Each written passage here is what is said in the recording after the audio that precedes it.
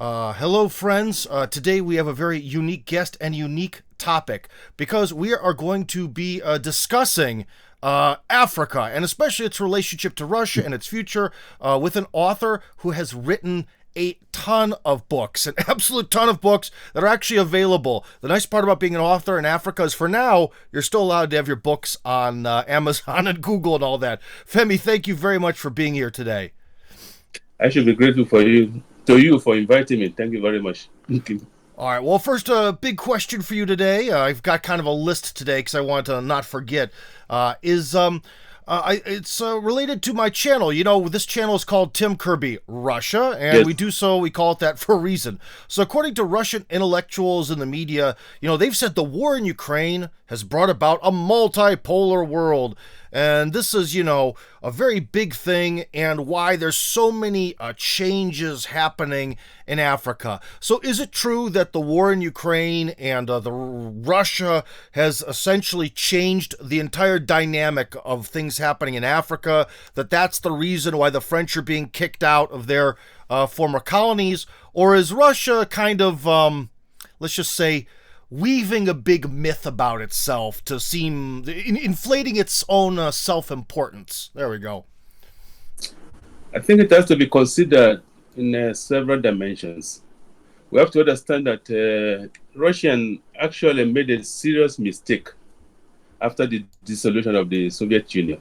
The Soviet Union played a big part in the decolonization process, but for Africans, we were baffled when Russia seems to abandon Africa, especially Mr. Putin, which unfortunately I do like him a lot, and I think he has done a lot of good since he retracted his way by trying to be accepted by the West. He did his best to become westernized. He did everything to appease the West, but he was rejected. I read somewhere that he even tried to join the NATO alliance, but it was spun, which in few years people will be thinking that that's the most stupid strategic mistake the West made by spawning Russia. By spawning Russia, they created Mr. V. Putin, who became a patriotic, nationalistic Russian, shifted away from trying to appease the West. For us in Africa, we look at him today as, okay, you see, an opportunistic politician who suddenly found himself in a position where in a few years we would consider among the greatest human being that ever lived. Mm-hmm. We can look back and say, oh, when we look at this era we are going through today, we say the great Putin. Because he really, what he did is so profoundly serious that, I mean, he exploded the myth of the West. For 500 years, the West have been dominating, commanding, giving instructions, really oppressing the world. Yeah. But until Mr. Putin stood up, everybody's afraid of the West. Everybody's afraid of the NATO forces. The only thing they have to do is to shift a few American aircraft carriers. Everybody's shivering. Mr. Putin really exploded it. That these are just mere paper tigers. And for us in Africa, we see that actually for determined people, Russia is just 130-something million people, but they have a determined leader. And we wonder, with our 1-point-something billion people in Africa, those things are possible. We don't need to be afraid of anybody. So the shattering of the mythical power of the West, the demystification of NATO, that is a very, very tremendous achievement by any standard. Well, and especially now that the whole NATO is divided between focusing on the Ukrainian conflict, now focusing on the sort of Israeli problem, and to an extent still having to be forced to focus on Taiwan. And I wouldn't even be surprised if kind of quietly there's actually a lot of attention being paid to the situation in Korea. So NATO's become so stretched thin that I don't think they can pay that much attention to Africa at all anymore. Why don't we ask ourselves this question? Why is the West always focusing on seeking enemies? Why is it not impossible to live quietly with other people, live and let live. I read the book by an ex-CIA agent, John Stockwell, In Search of Enemies. I don't know if you have read it. No, I'm Why, sorry. why should people be devoting so much attention, so much resources in creating violence? What business has America got with Taiwan? Taiwan is officially recognized by the US as a province. There's a Shanghai Agreement. Yeah. The official position of the United States is recognizing Taiwan as a province. Suddenly, they're shifting their military and blah, blah, blah. We're going to conquer, or we're going to support and get Taiwan conflict with. Why the tendency to look for violence? I think I could actually maybe answer some of that question as an American citizen by birth. Is that you know, in our culture, okay, after World War II, America was sort of like reborn. I think America kind of can be described in three periods: the sort of Revolutionary period, the period after the Civil War up to World War II, and then after World War II. And so America kind of got reborn. And in a lot of ways, for some reason in American culture, we are very uninterested in what other people think to an extreme, insane degree. So you have this fact where Americans are only interested in looking at the world through American history, and American history starts with World War II. That is our birth by fire, in our own opinion. And so for our entire history in quotes, we've essentially been in a zero-sum game kind of war, and I think that's where the natural aggression comes from. We were born by World War II, and then from birth, we were thrown into the Cold War, where essentially, every time in the Cold War, basically you take any country, Afghanistan. If we don't control Afghanistan, then the Soviets control Afghanistan. If the Soviets control Cuba, then that means that we don't control Cuba. It's that sort of thinking of this sort of switch. It's either ours or it's the enemy's, which is very obsolete in a multipolar world. You know what I mean? When Russia it is, anyways. I think that's where that all comes from. Or do you disagree? As you rightly said, until 1945 or thereabout, the United States has focused on its internal affairs. It has never been an expansionist imperialism, imperialist. Yeah. So what changed the dynamics then? For us in Africa, it's really tragedy, really. The United States was one country that had the ability and the resources to be a source of good in the world. Yeah. They never had a colony in Africa. But when we started our decolonization liberation movements, instead of the Americans supporting us, they joined forces with the European cases, which is tragic because they could have been a source of good force in Africa. We didn't have any problem with America. But from South Africa to Angola to Zimbabwe, Americans joined forces to oppress and suppress us. They didn't help us with the decolonization process. They wasted a lot of years constructively engaging with the apartheid regime in South Africa. They were aligned with the UNITA in Angola to devastate Africa, which Time Magazine told us the intention was to destroy people's life. It was never meant to for any good strategic reasons for America. They didn't gain anything strategically from supporting UNITA. Yeah. So why did they shift from 1945, when they were focusing on maintaining their own internal affairs, then become the most, what should I say, the most violent hegemon the world has ever seen? Well, yeah, ultimately that was bad for us. It was sort of better when we were trapped far away by oceans and thought about ourselves only, rather than... I'm sorry to interrupt you, but who do you mean by us? You're talking about us, the Americans today. Sorry, I have that problem where sometimes when I say us, it means Russians, and sometimes us means Americans. Do you mean the American people or the American government? Well, we have I do have a problem understanding. I study with Americans and I live with them. And my question is, they are very decent people, most of the ones I've met. When I look at the violence being perpetrated, being committed in their names, I ask myself, who are the Americans? Who are us Americans? Oh, well, That's one of those things where, I get that comment from Chinese people a lot, okay? They'll be like, Yeah. well, your government did this, this, and this. Why haven't you risen up to stop them? Um, well, the first part is very few people are willing to get shot, especially when they live very comfortable lifestyles. And the history of the United States has proved that really the most effective means of repressing people is comfort.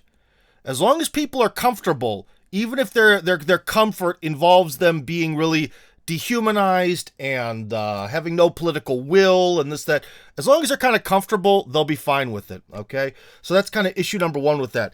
Issue number two with why I think Americans don't really take more action is because, how should I put it? We have this mentality that's, I think, was maybe good at one time, but has become bad. And this mentality is that, you'll hear someone, especially when you hear people who are like more Republicans or libertarians saying, you can do whatever you want as long as it doesn't affect me. And the problem is that the actions of other people in society do affect you. You know what I mean? And that's a huge problem. So in some ways, it's kind of just like, all my neighbors are not connected to me. The government is not connected to me. I am an individual. All that matters is what I do. So I think when people have that mentality, it really also allows the government, given the results of World War II, to kind of then go nuts. Maybe. But you mentioned the Chinese not understanding your position as an American or ex-American citizen. Yeah. How do we interpret seeing Americans evangelizing all over the world, preaching democracy, human rights, and blah, blah, blah, and then which is diametrically opposed to what we see American government do? We are told that America you are the leader of the free world, you are the greatest democracy in the world. Those are the things that have been taught. We have American journalists coming to us to give medals and whatnot to press freedom and whatnot. Things that doesn't exist in their own countries. We have American politicians, political scientists coming to teach in our universities. Teaching basically democracy and all these things, which we don't see American government practicing. So it's this sort of what do we make of this schizophrenic American vision demonstration to the world? Well, what are we to make of it? It's I think it's sort of a classic. Well, first off, to what degree people in the government actually believe what they're saying is sometimes up for debate. But let's just say that they actually do believe in what they're saying. If you were born, okay, this is one answer I have for Russians that I tell them all the time. If you were born in a country where everyone, in quotes, obviously a lot of my African-American brothers and sisters did not come voluntarily, but everyone, in quotes, came to this country voluntarily. And a lot of the reasons that people came to America was because of revolutions. For example, the Russian Revolution. So all the people on the losing side of the Russian Revolution fled to America. So their lives definitely got better than, say, being killed by the counter-revolution of Lenin and then Trotsky and all that, right? So essentially, you're surrounded by people who all came from all over the world, who voluntarily chose to live in America, and their lives got demonstrably better. It creates this sort of, what is that called? It's not a wind tunnel. It is maybe confirmation bias, where you get all sort of people who all sort of had the similar experience, and it's like the biggest example of confirmation bias in the history of the universe. And then again, if you combine that with this whole American mentality where we don't think about other people, and we don't think we're individuals, we only think about us internally, it's really the sort of perfect storm of these strange cultural qualities that can make someone blatantly and without any shame say, the Russians are murderers in Ukraine, but us supporting Israel is the side of freedom. You know what I mean? They just don't see it or don't care, or remember, money's also a factor. But if you're talking about your average sort of twit on the streets, who has similar opinions to the people in power, that's, I think, where it comes from. But then, do you understand the problem we outside of America up with this type of thinking? What are we to make of people who continue to tell us that they are the greatest democracy, they are the greatest champions of human rights, they are the greatest lovers of press freedom, and then what the rhetoric doesn't match the actions we see. We're not blind. Mm-hmm.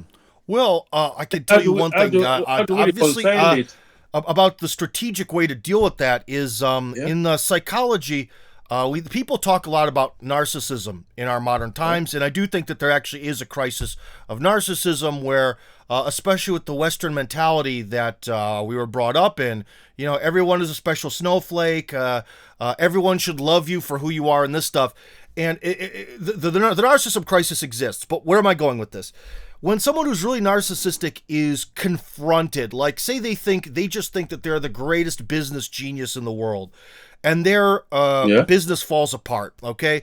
They're either going to hide into their narcissism by blaming other people, or they're going to say, well, you know, this business is failing, but maybe next year. They come up with all these excuses as to how maybe this business isn't failing, until they'll hit a certain point where they go into what's called narcissistic rage, where their narcissism is backed so far against the wall, you know, they're against the wall.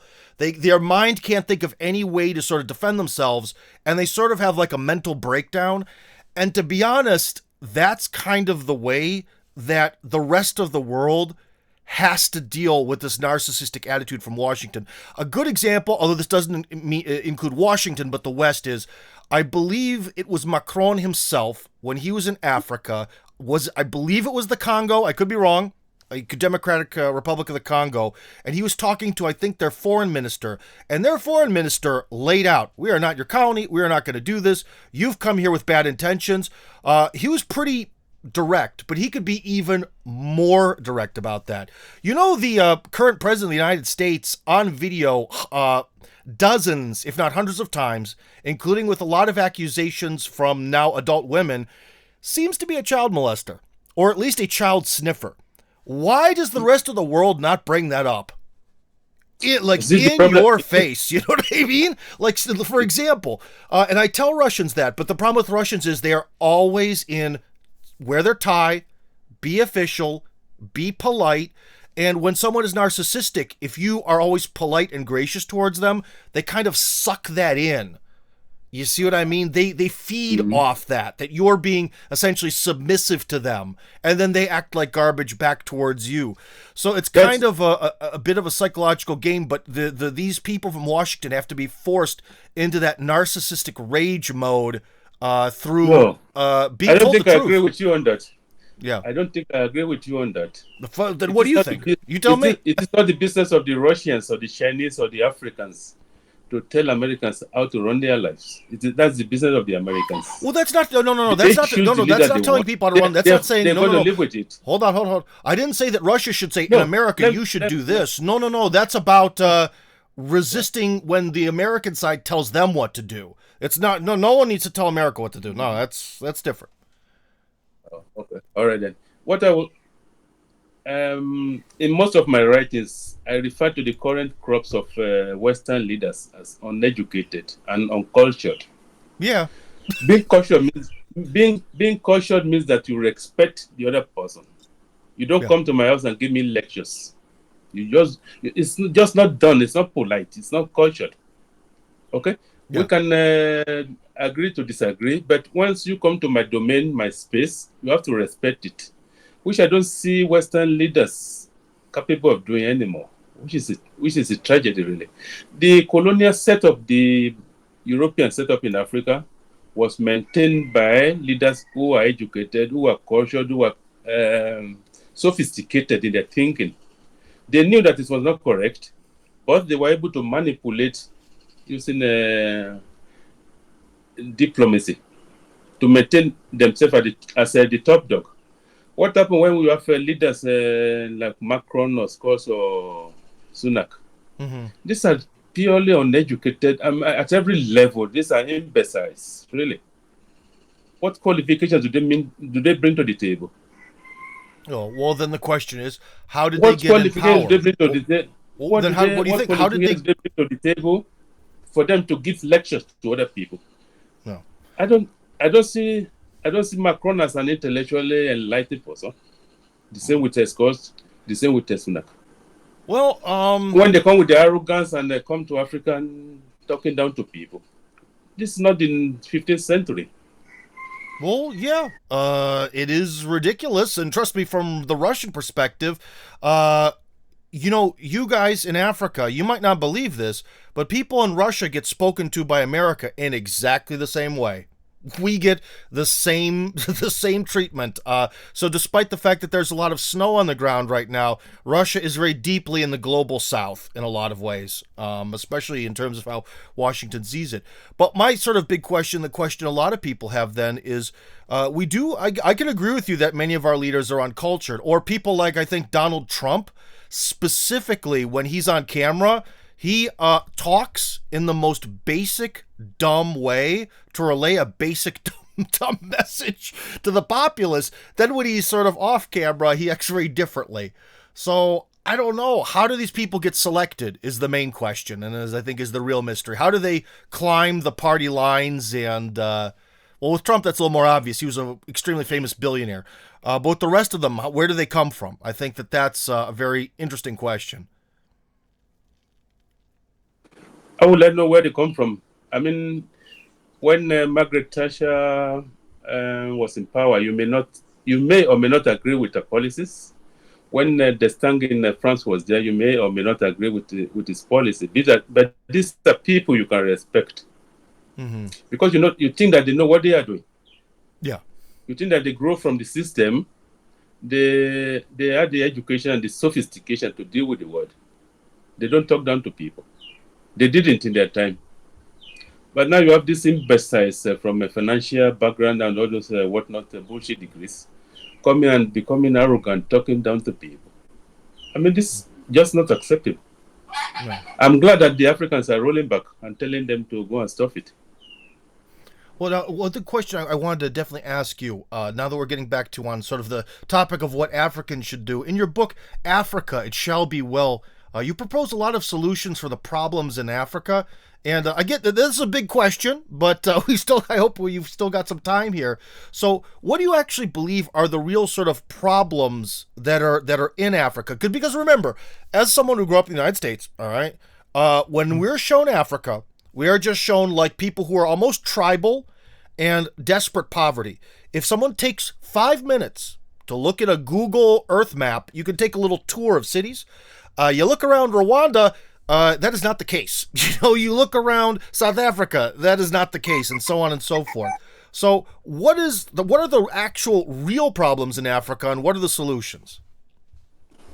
I think the African today is just like the African in Russia during the Yeltsin era. Psychologically defeated people. We lost.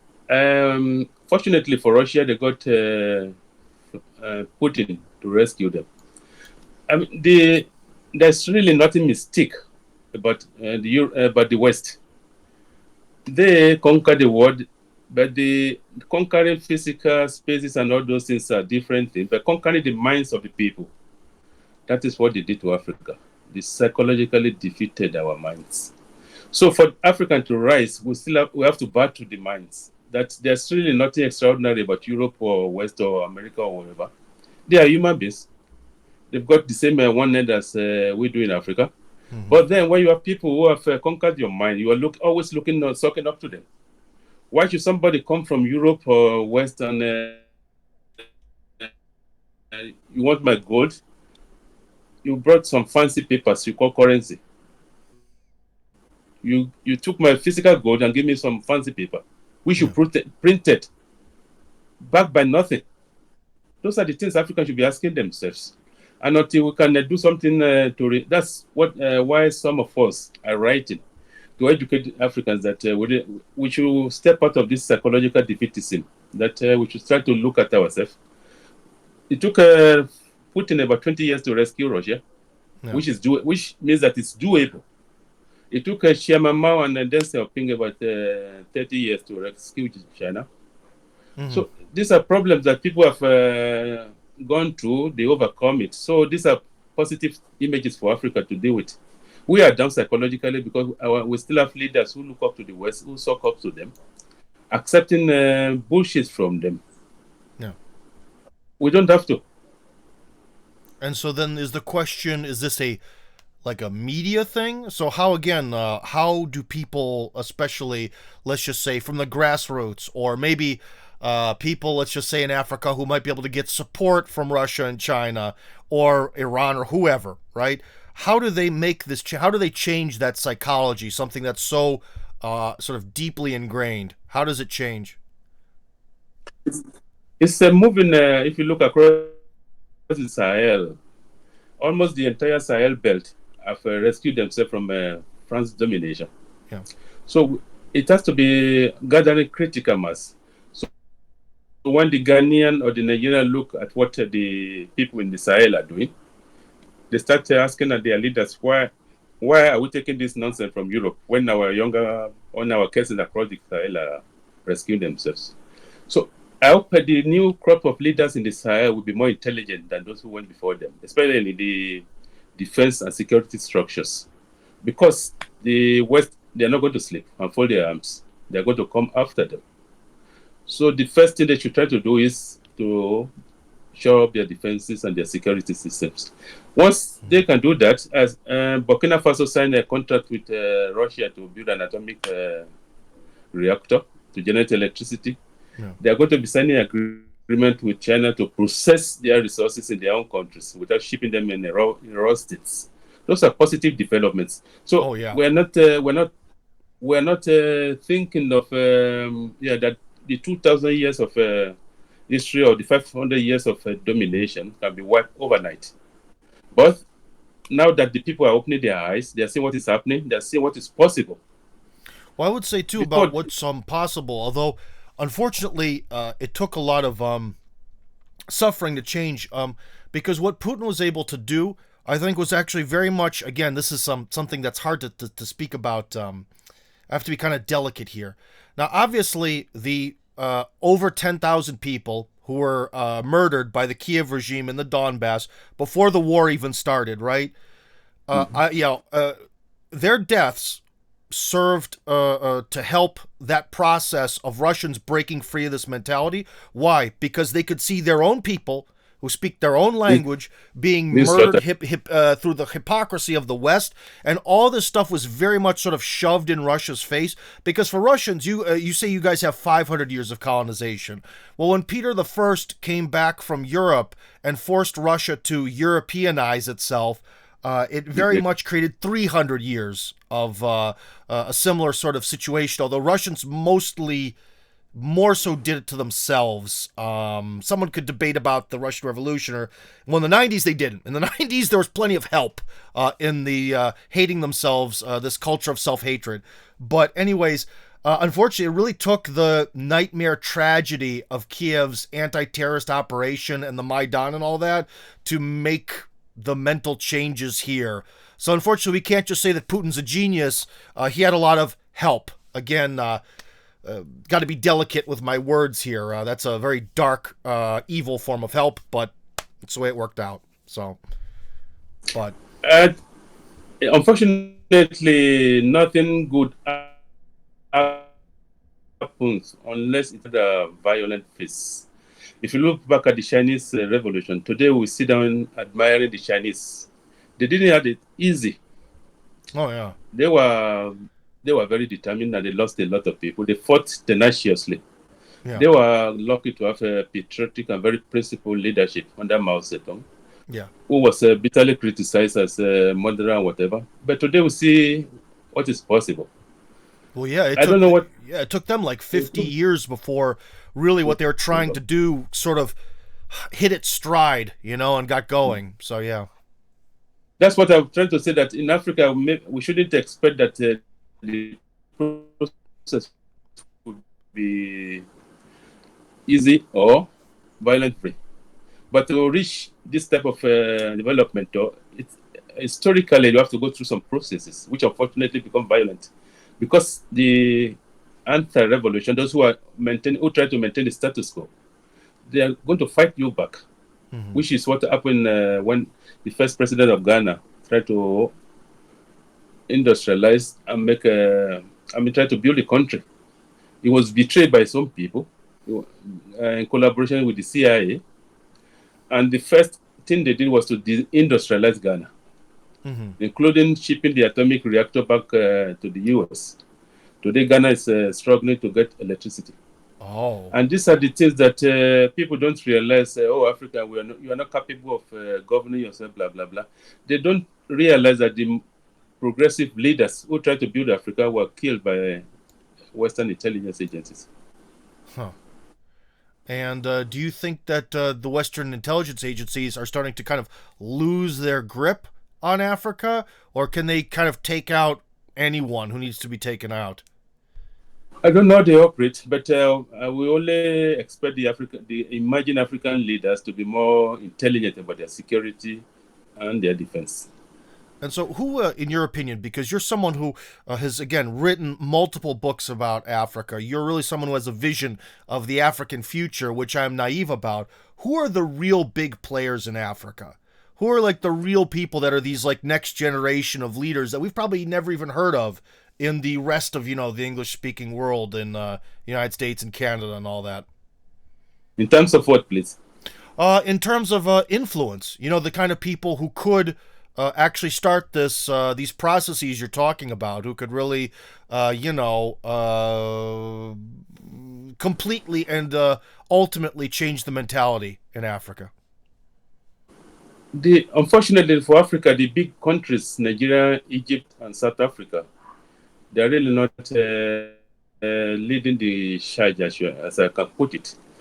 One country that I would mention is Eritrea, which is a determined country trying to guard its independence and sovereignty and chart a path of self-sufficiency and independence for its country. Afewak is the name of Eritrea.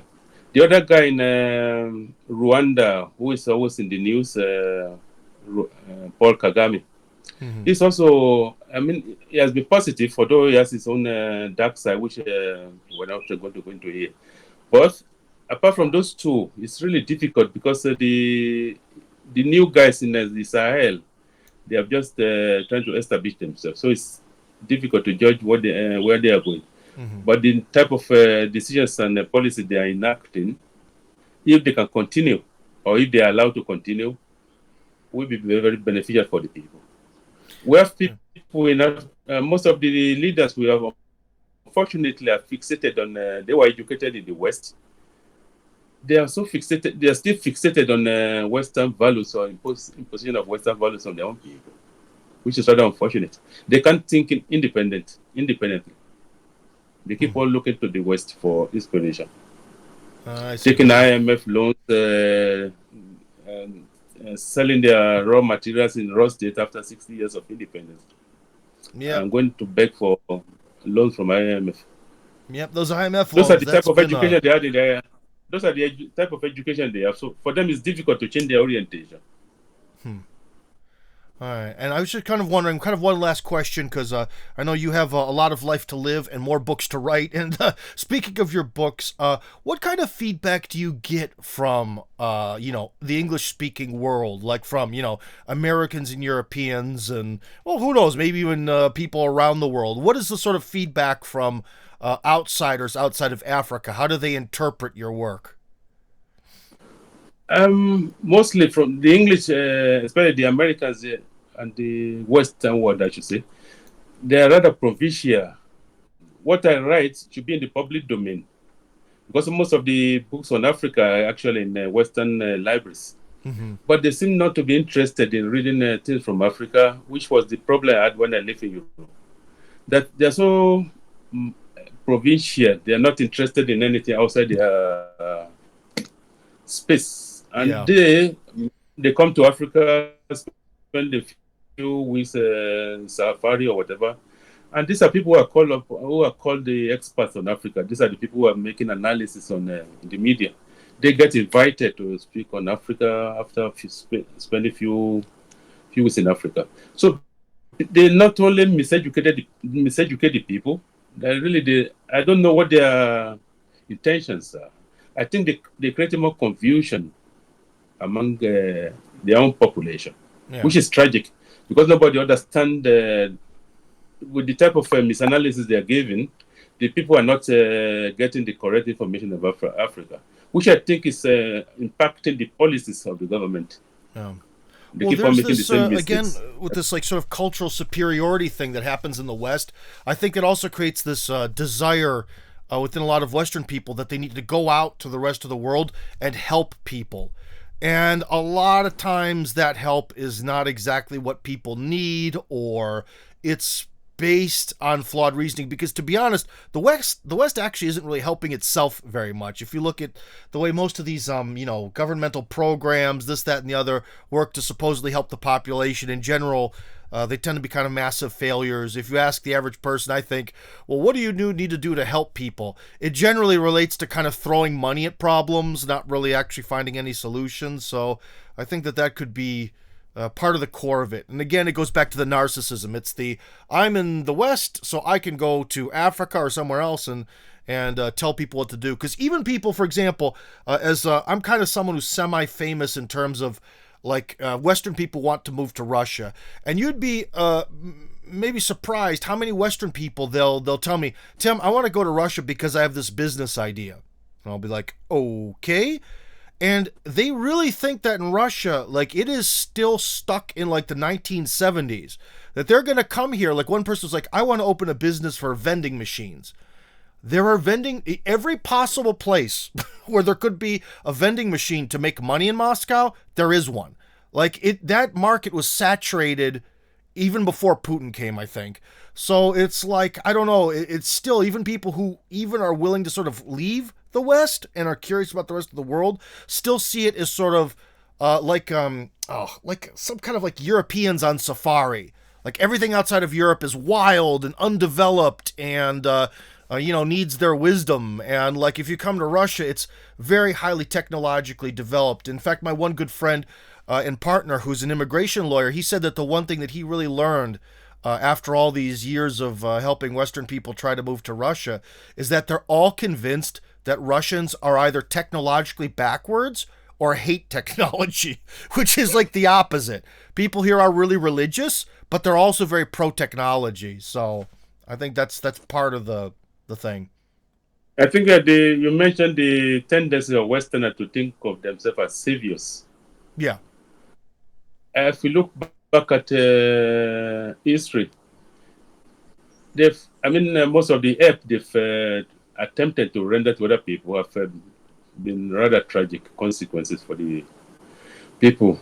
They came to Africa that they're going to civilize us or whatever. What happened was they ended up enslaving and colonizing us. The price we have paid for their help. They claim to have been helping us since the 1970s, mid 1970s, with their IMF and World Bank programs.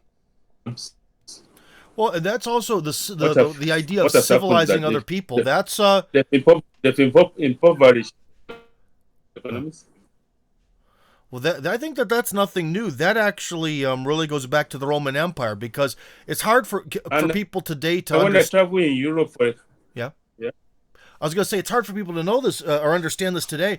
But when the Roman Empire went north, sorry, I'm cutting you off. But it was just that the Roman Empire, they went north and they went into what today we would call like Germany.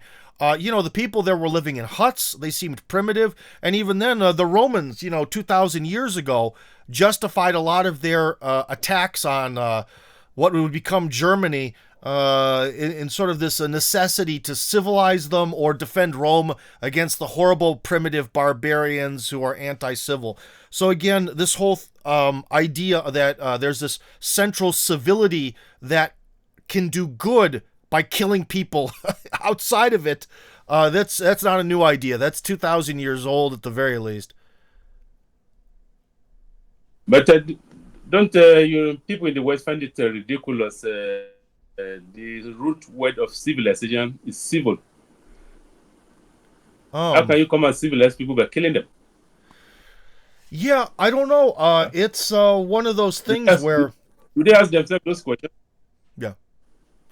How to civilize them? Well, I'll tell you what, I've lived through the Iraq War Yeah. and the Afghan War and the Serbian campaigns, Yugoslavian campaigns might be the better term. But anyways, and I've seen people they just don't think. They don't see that we need to help these people. We need to help them. We need to intervene. We need to do something. They sort of understand that, but they don't really understand that bombing them doesn't help them. And that's something where, unfortunately, I think only a minority and sort of intellectual minority of people in the West get it, but then they just sort of feel helpless to do anything about it. So maybe that's it. Have you traveled in Europe? Yes, I have, yeah. Have you been to Europe? Have you traveled? I've been to, when I visit London or Berlin, for example, I see more homeless people in Berlin and London than I see in Ghana here. So who are these people to come and tell me they want to come and help Africa? Why don't you help yourself to begin with? Oh, yeah. Again, I don't know, but this is one of those things Why don't they care about the homeless people on their own streets? Yeah. Well, why don't they care about the homeless people on their own streets? Well, what you said about Africa having this sort of crisis of mentality, maybe, I think the West is in a similar, having a crisis that the mentality of the West is killing it. As you can see with this whole, again, the whole wokeism nonsense, this mentality in the West is very destructive to the West itself. So it's going to have to change, or the West is going to vanish into history or something. If you read about the only thing that is constant about empires is that they fade away. Yeah. So eventually, the Western Empire, the Western hegemony, American Empire, they will also go down into the dustbin of history. And whatever attempt they make to show it up, it's never going to be the same again. No, so again, that's another thing where. So whatever they try to do in their. Sorry, I cut you off. Yes. I said whatever Europe attempt to do, they're never going to put the gene back into the bottle. People are never going to accept the situation that France will be coming back to dominate them or send their military. Those days are gone, and they're never going to come back. It is time for Europe to start adjusting to the reality of the new dispensation, the new multipolarity. We are not advocating violence against Europe. We're not advocating and going to slavery or whatever. But Europe is trying to deal as normal human beings. They claim to be the cleverest, the most educated, the most sophisticated, the most everything. They consider themselves the apex of human evolution. It is time for them to start to live like the way ordinary human beings live. Live whatever you want from other people. It has to be honorable trade.